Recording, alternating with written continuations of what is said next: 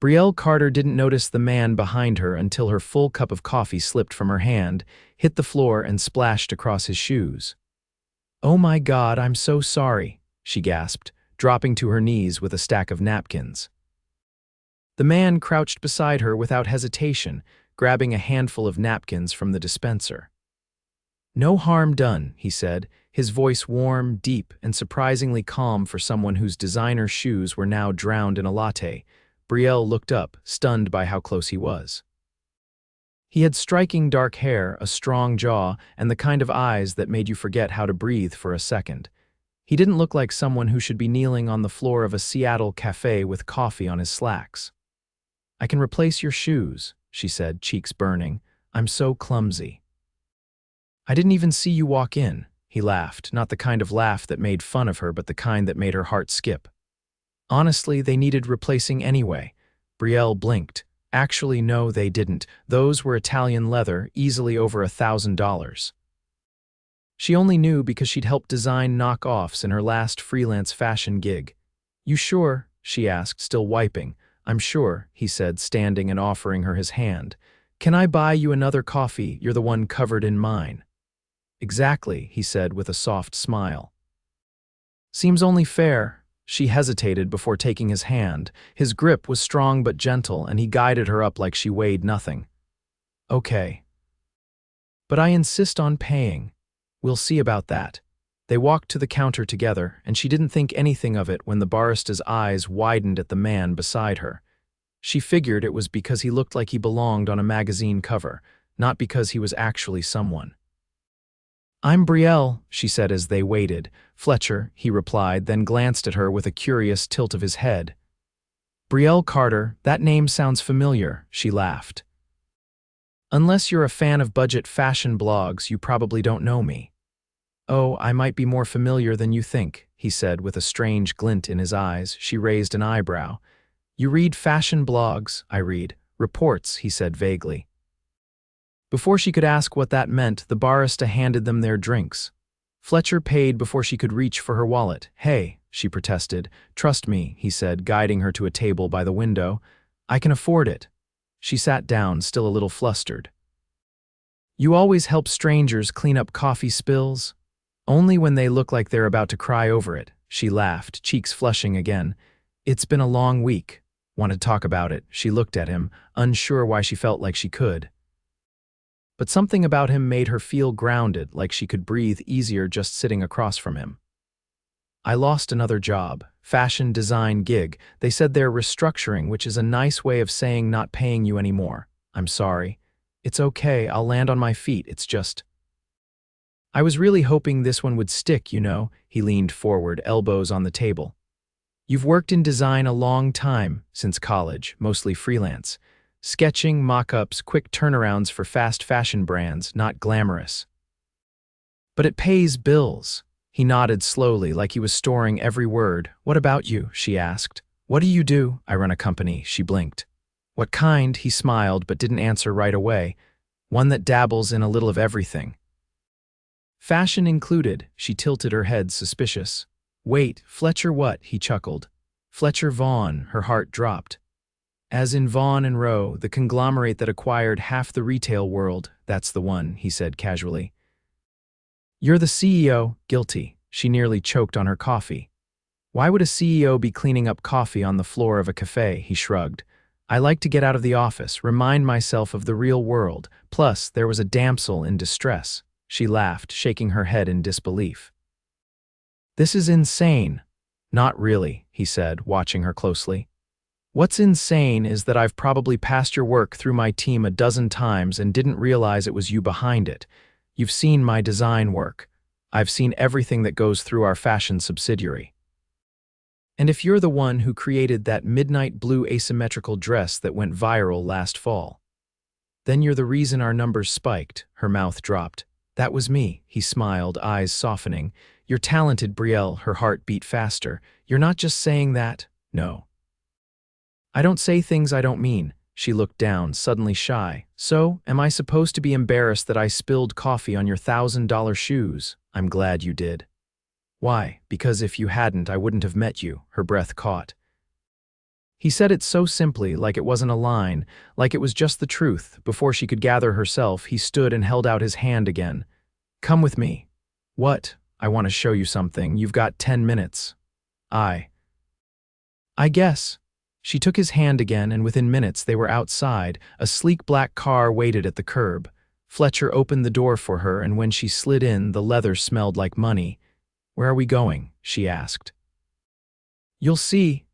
They pulled up in front of a glass building downtown, and he led her inside. The elevator opened into a penthouse office overlooking the city, all sleek lines and polished marble. She gasped at the view. "This is where you work, sometimes," he said. "But today I want to offer you something." She turned to him, confused. "What? A job?" Her eyes widened. "Are you serious? I don't throw around offers. I've seen your work. You've got talent, vision. I want you designing for our upscale line. Full time. Salary, benefits, creative freedom." Fletcher, I don't know what to say. "Say yes." Her mouth opened, but nothing came out. She felt like the ground had shifted. He stepped closer, voice low. "Say yes, and maybe let me take you to dinner tonight, too." She looked up at him, heart racing. "You're asking me out. I'm asking you to dinner, and maybe more, if you want it."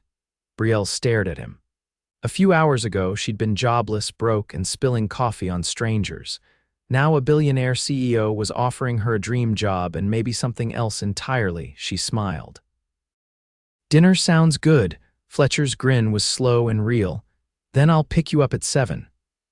As she rode the elevator back down, her heart thudded hard. She didn't know where this was going, but somehow it already felt like the beginning of something real.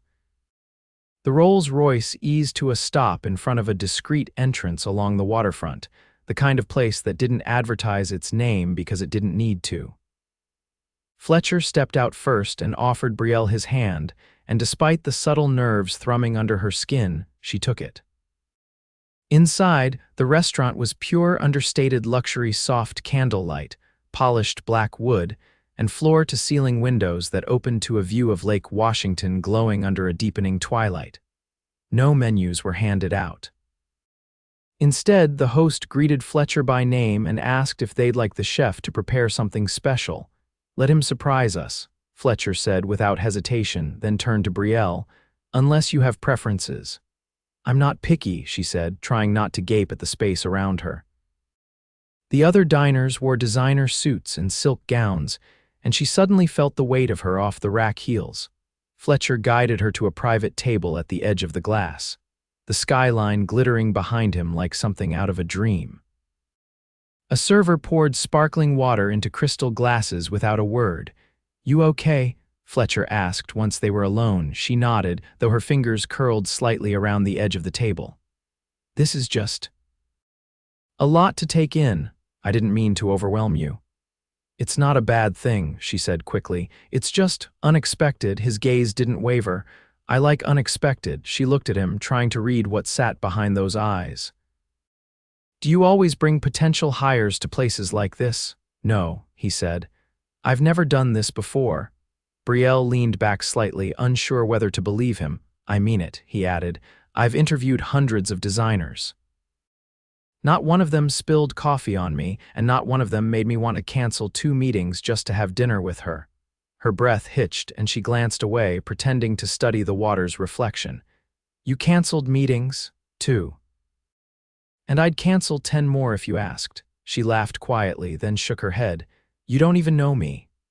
"I know enough to want to know more." A server arrived with a tray of dishes that looked like something out of a Michelin magazine, tiny, perfect, and probably impossible to recreate. Brielle had no idea what half of it was, but followed Fletcher's lead and took a bite. She blinked. "Okay, that's unfair. Food isn't supposed to taste like this." "Want me to hire the chef for you?" She nearly choked. "You're joking." He only raised an eyebrow. "You can't just hire people like that." "I can," he said simply.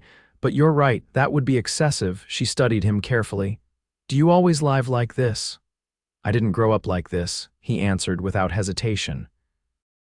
"But I worked hard, made a few smart moves, and now I have the means to enjoy things.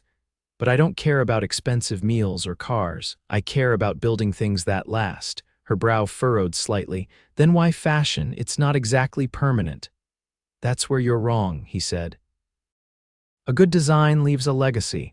A silhouette can define a decade. A dress can make someone feel seen. That's why I keep investing in it, because the right creator can change how the world sees beauty. She stared at him, momentarily speechless. You really believe that? I do. She looked down at her plate, her thoughts spinning. I've never had someone talk about fashion like that without sounding fake. There's nothing fake about this, he said. I've read the reports, I've seen the sketches, you have something.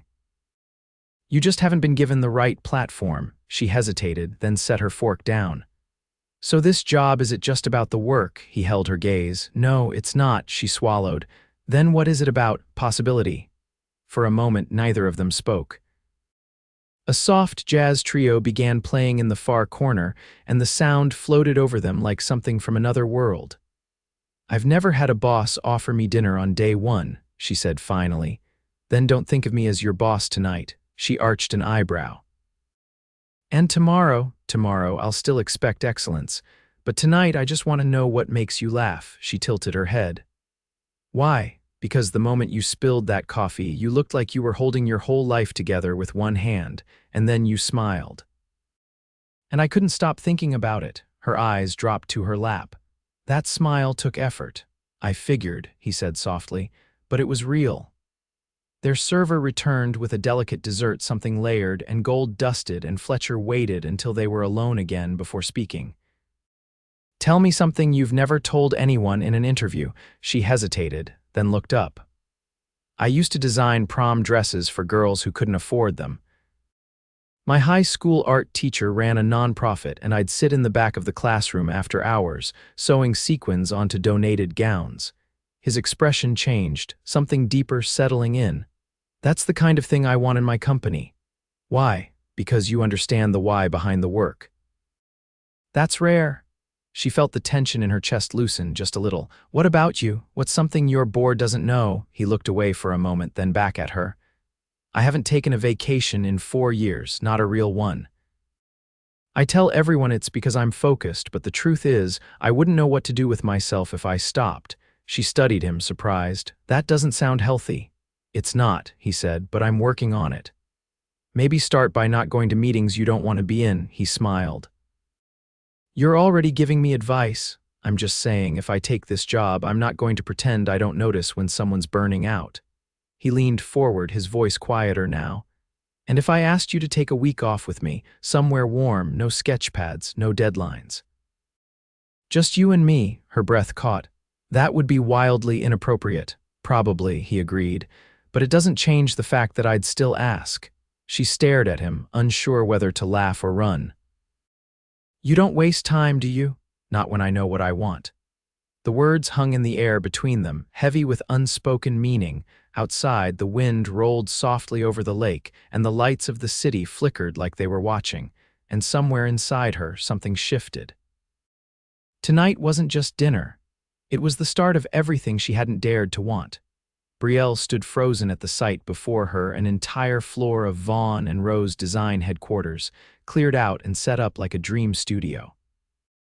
Mannequins lined the far wall, bolts of high-end fabric stacked on glass shelves.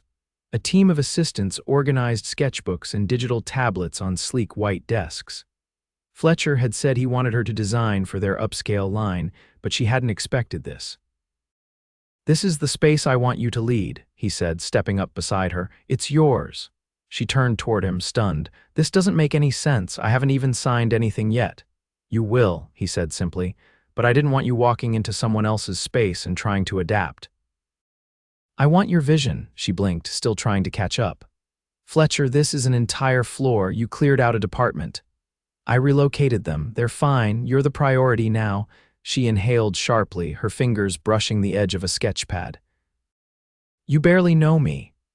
I know you're the only person I've seen in the last 2 years who designs with instinct instead of trend reports. She turned to him, her eyes narrowing slightly. Are you always this reckless? No, he said. But I'm learning to trust my gut again. Before she could respond, a woman in tailored navy approached. Mr. Vaughn, the Tokyo call is waiting. Fletcher gave a slight nod, then looked at Brielle. Stay, walk the space. I'll be 20 minutes. Once he disappeared into the glass conference room, Brielle walked slowly along the walls, taking in the quiet hum of creativity that hadn't even started yet. This wasn't just a job, it was a blank canvas with her name on it, and it terrified her. She was still standing at the far end when the door opened behind her. A young woman with sleek hair and a clipboard stepped in, pausing when she saw her. "You're Brielle Carter?" "Yes. I'm Chloe. I'm Mr. Vaughn's executive project coordinator. I've been instructed to assist you with anything you need." Brielle blinked. "Wait, you're assigned to me." "That's correct. Full time." She exhaled slowly, the reality of it settling deeper. "Okay, I'd like to see the archive of unreleased sketches from the previous line. And if there's a list of vendors that haven't been touched in the last 2 quarters, I want to review them." Chloe didn't blink. "I'll have it compiled within the hour." As the assistant disappeared, Brielle turned back toward the glass. Fletcher was still on the call, calm and commanding, though his eyes flicked toward her once. Just once. But it sent heat up her spine. By the time he returned, she had her heels off and was cross-legged on the floor, flipping through a book of last season's prototypes. He stopped in front of her, amused. "Comfortable? You'll get used to it," she said, not looking up. "I think this collection fell flat because the lines were too safe. Nothing about it challenges the silhouette." "It's all been done." "I agree. I want to build something that makes people feel different, not just look different." He crouched beside her, resting one wrist on his knee. "Then say yes." "To what?" "To the contract. You didn't even tell me what the salary is." He gave her a look. "You think I'd insult you with a number you'd refuse?" She hesitated. "I've never had power in a job before." "Then it's time you did."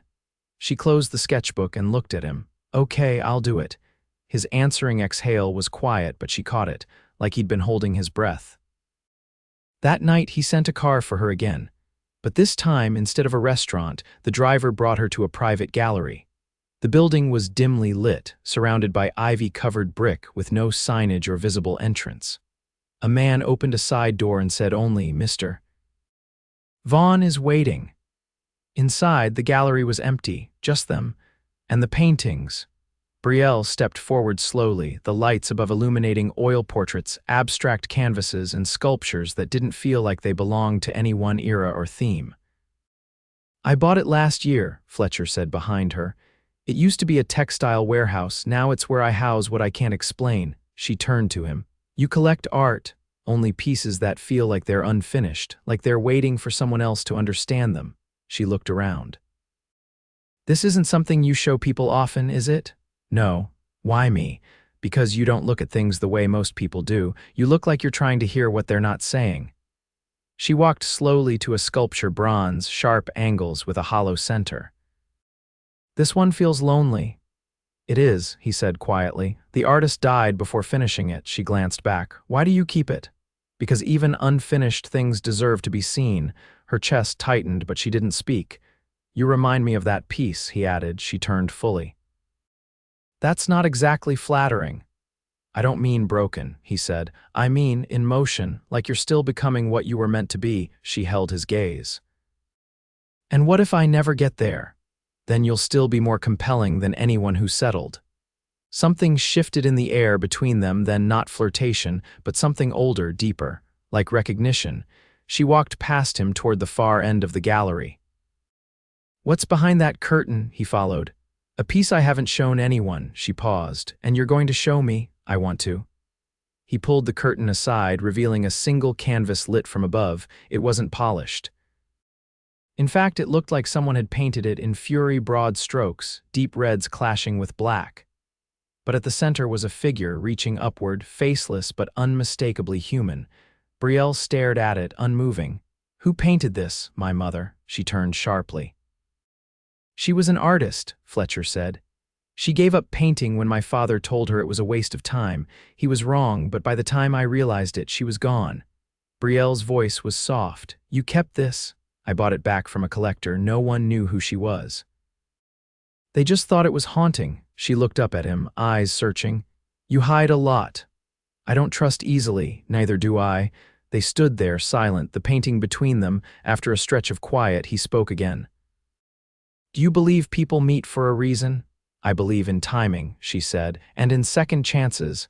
I never got to give my mother hers. She looked at him, something fragile in her expression. Then maybe you're meant to give someone else theirs. He stepped closer. What if I want to start with you? Her breath caught, but she didn't move away. Then don't ask, just do it. He reached up, brushing a strand of hair behind her ear. The touch was light, but it sent something spiraling through her chest. I want to build something with you, he said. Not just a collection. She met his eyes, pulse racing. So build it, and when he kissed her, it wasn't soft, it was desperate, like he'd been waiting years to touch something real. Rain streaked across the wide glass windows of Brielle's new design floor as she stood alone by the edge of the room, the city glittering in the distance. A week had passed since that night in the gallery, and every second since had felt like a current pulling her in deeper into the job, into the rhythm of creation, into the gravitational pull of Fletcher Vaughn. But this morning something was off. Fletcher hadn't come in. No calls, no messages. Not even Chloe, who usually operated with military precision, had an update, and the silence wasn't just unusual, it was unsettling. Brielle turned as footsteps echoed across the space. Chloe appeared in the doorway, her expression unreadable. He's at the penthouse, she said. Alone. He canceled all meetings. Brielle's pulse jumped. Is he all right? I don't know, but if anyone could find out, it's you. She didn't hesitate. By the time she reached the top floor of the Vaughn Tower, her nerves were a tangled thread. The elevator doors opened directly into Fletcher's penthouse, where a single security guard gave her a nod and stepped aside. The space was dim, the storm outside casting shifting gray shadows across the polished floors. Fletcher stood by the floor-to-ceiling window, his jacket abandoned on a chair, sleeves rolled to his elbows. He didn't turn when she stepped in. You're not fine, she said quietly. No, he said after a moment. I'm not. She crossed the room slowly, stopping a few feet from him. Tell me, he exhaled, but his shoulders stayed tense. My father called. She stayed quiet. He wants to meet. After 5 years of silence, he wants to sit down like we're strangers on a plane. Her voice was low. What does he want? To review the legacy, he said bitterly. His words. And what do you want? He looked at her then, eyes darker than she'd ever seen. I want to stop feeling like I owe him something just because I outlived his expectations. She stepped closer. Then don't go, he gave a humorless laugh. I've spent a decade building an empire just to prove I could. If I walk away now, it'll feel like he still owns something in me. You've already proven him wrong, she said. You built something real and not just this tower. You built trust, loyalty. You gave me a place to lead. He studied her face for a long moment. Why does it matter to you if I see him or not? Because you don't see yourself the way I do, she said. You think you're still fighting for control, but you already have it. You just haven't allowed yourself to feel it. He didn't respond, but something in his gaze shifted. She reached out and took his hand. Let me go with you, he blinked. What? If you're going to face him, you shouldn't do it alone. He hesitated, then nodded once. The meeting was set for the following evening at a private estate in Bellevue Neutral Ground. His father had insisted. The drive was quiet, the tension between them taut but unspoken. Fletcher wore a charcoal suit, sharp and precise, but Brielle noticed the way his fingers tapped restlessly against his knee when they arrived. A butler led them through a long corridor to a sitting room lined with old books and darker memories. His father rose from a leather chair, older now, but with the same cold-eyed presence that still lingered in Fletcher's bones. You came, he said, voice like granite. You asked, Fletcher replied, cool and sharp. His father's eyes flicked to Brielle. And this is someone I trust, Fletcher said, so choose your words carefully. Brielle didn't flinch under the man's scrutiny. She didn't need to know the history to feel the weight of it pressing down on the room like a storm cloud. I didn't ask you here to fight, his father said. I asked because I'm stepping back. I've transferred the last of the assets. The company is yours officially. Fletcher's jaw tightened. It's already mine, not legally, not entirely. Now it is. Silence stretched between them like wire. His father continued, You've done well. Better than I expected, but don't forget who laid the foundation. Fletcher's voice was quiet. I haven't. I've just learned not to build with the same stone. His father's expression didn't change, but something in his posture sagged like the fight had left him long ago. As the old man turned away, Fletcher took Brielle's hand and led her from the room without another word. Outside, the air was clean with rain, the sky breaking into streaks of gold and gray. In the car, Fletcher leaned back, his eyes closed. That chapter's closed. Brielle looked at him. Then what now? He opened his eyes slowly. Now I start writing one I actually want. That night, he didn't drop her off. Instead, he took her to the rooftop of the Vaughn Tower, where a single table was set near the edge, candles flickering behind glass as the city lights shimmered below. She laughed softly. "Did you plan this entire evening?" "No," he said, pulling out her chair, "but I've been wanting to do this for a while." As they sat, he reached into his pocket and placed a small velvet box on the table. Her breath caught, but he didn't open it. "I'm not asking you to marry me," he said. "Not yet, but I am asking you to stay." She looked at the box, then at him. "What's in it?" He pushed it toward her. "A key." Her fingers trembled as she opened it. Inside was a sleek silver key with a single engraved letter, B. "For the space upstairs," he said. "I had the penthouse next door renovated. It's yours if you want it." She stared at him, stunned. "You're giving me a place to live. I'm giving you a place to belong." Tears pricked her eyes, but she blinked them away. "It's beautiful. You deserve more than beautiful," he said. "You deserve peace and joy, and someone who never makes you question your worth." She smiled through the ache in her chest. "Then stay with me while I figure out how to believe it." He reached across the table, taking her hand. "I'm not going anywhere."